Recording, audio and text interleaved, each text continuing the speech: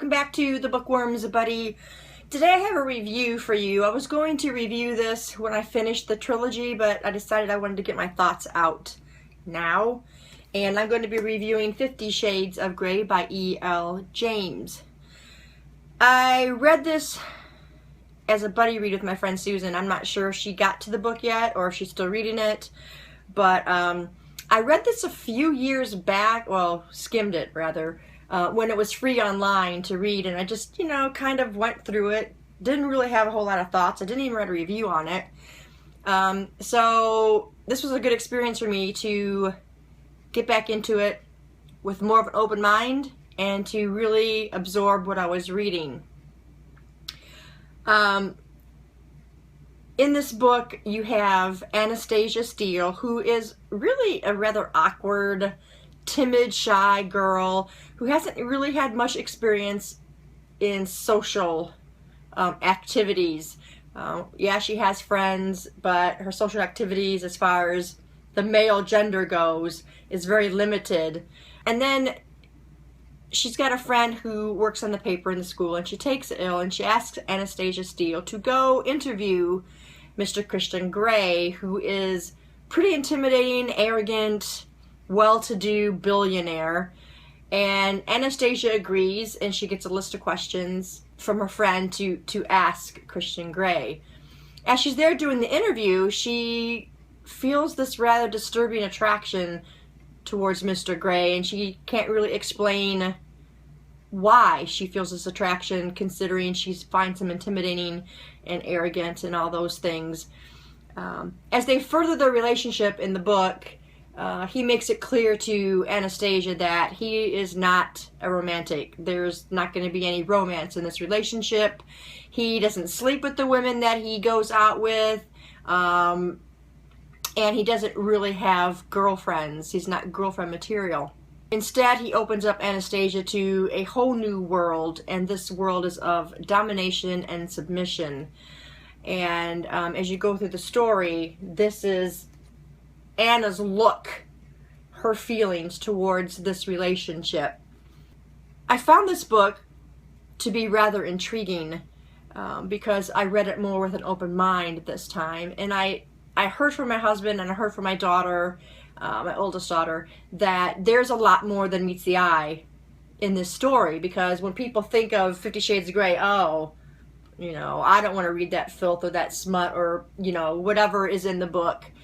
And, they don't get to observe what is really being told in this story. And the domination and the submission is a big part of the story. And you get a good look into that lifestyle. There's still going to be questions as to why a person chooses this lifestyle, but I'm sure in the upcoming books that those questions will be answered. But what I really saw in this story is a relationship, and what a person is willing to give in this relationship, and also what they're willing to give up in a relationship like this. In our upbringing, it plays a big part in our life. It has a big impact on who we are, who we become, and as we grow, this is going to affect decisions that we make, and things that we do in our lives and how we deal with those things. And I think it's, your upbringing is a very powerful tool or weapon, in your life. And you just kind of have to absolve yourself if you've not had a good upbringing. And, which is obvious in Mr. Grey's in life. He's had some issues, and I think they both really kind of have the issues. And in this book, you see them trying to resolve those issues and try to move forward with this relationship. Both of them stumbling along because, neither one knows what to expect from the other until they get a little bit further in their relationship. So, that's what I see mostly in this. I see two devoted people to one another, and I see a relationship that's starting to grow outside you know, of domination and submission. You know, that is a part of the story, but you can't view the story as simply that, because there is more to this story than just domination, submission, you know, you have to do what I say. And it's kind of a learning experience for the readers as well as it is a learning experience for both Christian and Anna. I feel like their characters are moving along okay. They're developing. They're not quite there yet, but I think in, you know, the next few books, because now Gray is out, in which is pretty much this story through Christian's eyes.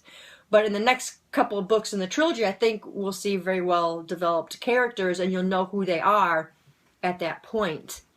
I did enjoy the way Anastasia handled things in the end of this book. Let me say, I was proud of her for handling it the way she did.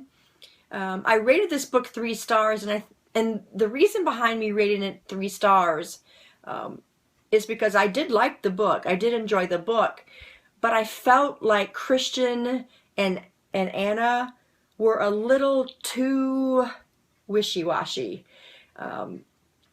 It's like they were playing this game, and somebody needs to say, okay, I'm down with it, or I've had enough.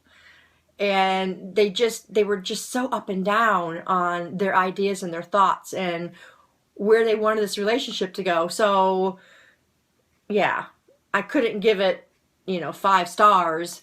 And also, you know, because I said there's questions and stuff left, you know, in the story as to why, and, you know, that takes 2 stars off for me. But, you know, it's a book that's going to grow. I mean, the characters are going to grow, the plot line's going to grow and get more interesting and better and more, we're going to get more understanding of why and what Christian's issues are. So yeah, I rated it 3 stars. I did find the book intriguing. I did enjoy reading it. It's very fast paced, very engaging, to watch how they respond to one another and what their thought processes are at that point. Well, really what Anna's thought processes are at that point. But I wouldn't even really know who I could recommend this to. I guess I can say anybody who's open-minded to different lifestyles, different people, different cultures, different, you know, whatever in our society, then you could probably enjoy this book.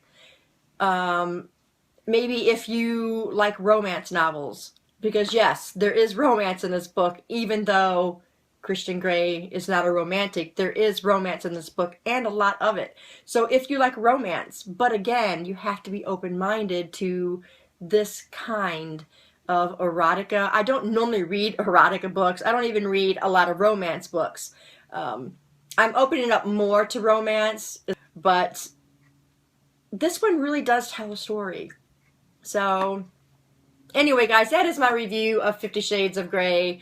If you've read this book, what did you think of it? Let me know in the comments below. And also, I have a written review on Goodreads that explains a little bit more of my thoughts on the book itself. But like I said, if you're open-minded, if you like romance and you're open-minded, give the book a shot. Don't judge the book just by what you know the contents are. You know, don't be turned off so much about the domination submission part of the story. Think more on a wide range of relationship and struggling through one and trying to make things work. If you can get to that point, then you would probably enjoy this book.